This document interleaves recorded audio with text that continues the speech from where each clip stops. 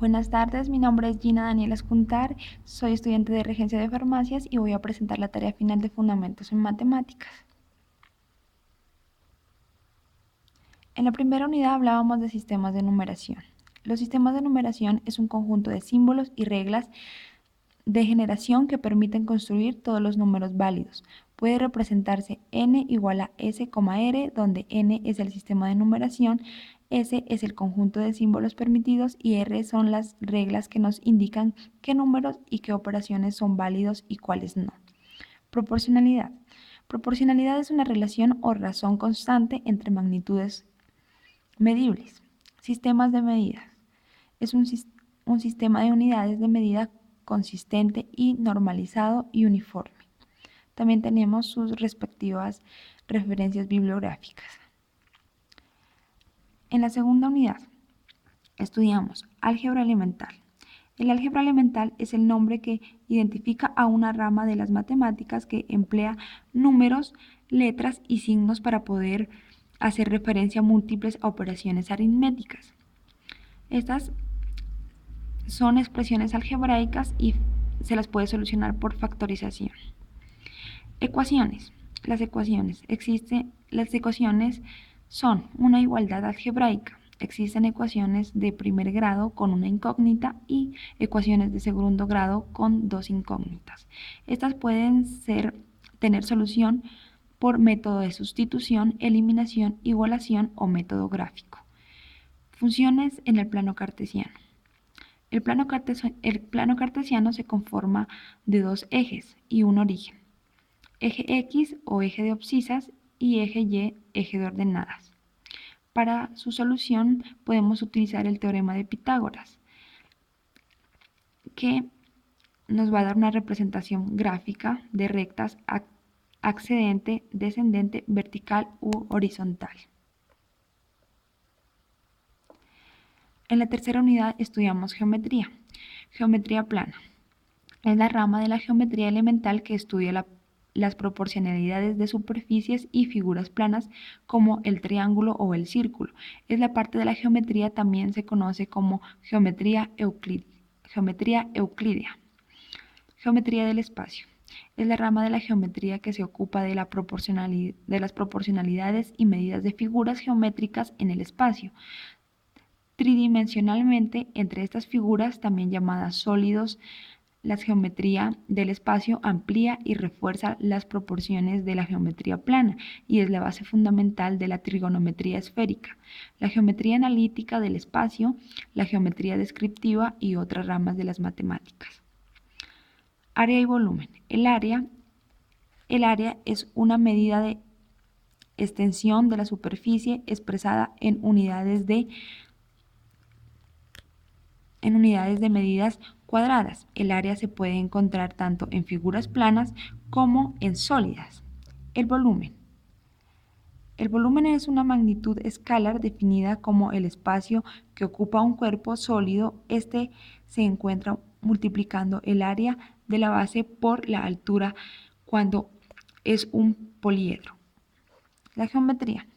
La geometría es una parte de la matemática que se encarga de estudiar las proporcionalidades y las medidas de una figura en un plano o en un espacio. Para representar distintos aspectos de la realidad, la geometría apela a los denominados sistemas formales o axiomáticos, compuestos por símbolos que se unen respetando reglas y que forman cadenas, las cuales también pueden vincularse entre sí, y a nociones como rectas, curvas y puntos, entre otras.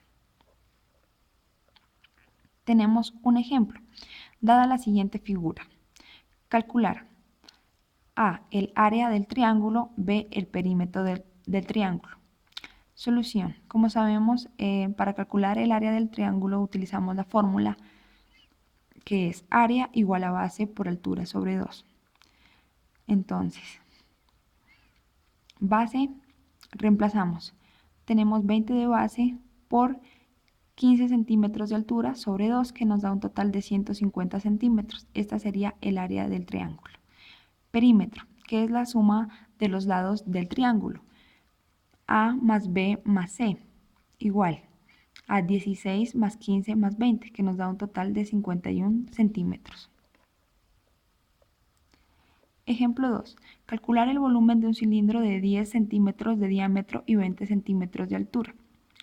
Utilizamos la fórmula. Volumen igual a pi por r a la 2 por h.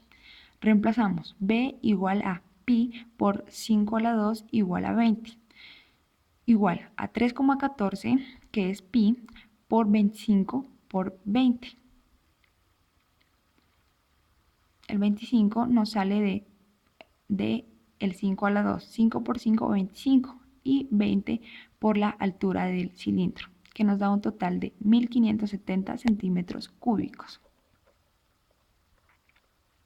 Problema 3.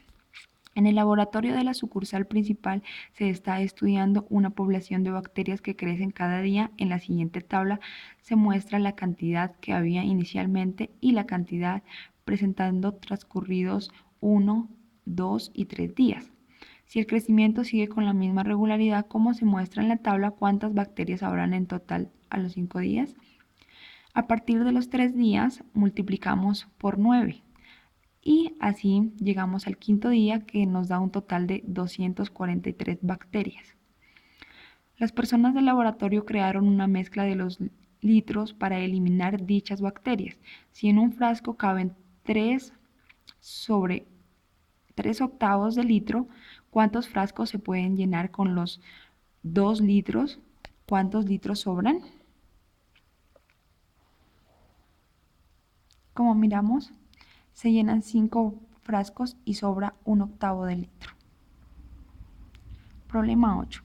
Los costos C en dólares para producir X unidades de un producto varía linealmente según como se muestra en la tabla. Unidades producidas y costos de producción. Miramos la tabla. El costo para producir 50 unidades en pesos es igual a ¿cuáles son los costos fijos de producción? ¿Cuál sería la ecuación que relaciona las unidades producidas y el costo de producción? Si cada unidad X producida la venden a $24, la función de ingresos R está dada por R igual a 24X. ¿Cuántas unidades se deben vender para obtener el punto de equilibrio? ¿Cuál es el mínimo de unidades para obtener ganancias? Respuesta.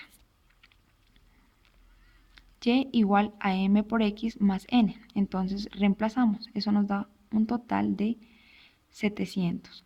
Multiplico la primera por menos 1 para eliminar n. Por menos 10, perdón, para eliminar n. Ahora reemplazo m en cualquiera de las ecuaciones anteriores. Entonces, la fórmula de la recta sería y igual a 20x más 100. De esta forma se reduce que los costos fijos son 100 y los costos variables son 20. El punto de equilibrio está determinado por las cantidades mínimas para no tener ninguna pérdida ni ganancia. Bueno, y para terminar doy respuesta a la pregunta. ¿Por qué es tan necesaria las matemáticas en nuestras vidas? Las matemáticas son muy necesarias en nuestras vidas, en nuestra vida cotidiana, porque a diario miramos situaciones que involucran a las matemáticas. Por ejemplo, yo voy a comprar las cosas para el almuerzo, entonces tengo que mirar los costos, cuánto me va a costar cada cosa que voy a comprar. Entonces, las matemáticas son indispensables en nuestra vida porque a diariamente nos relacionamos con ella. Gracias.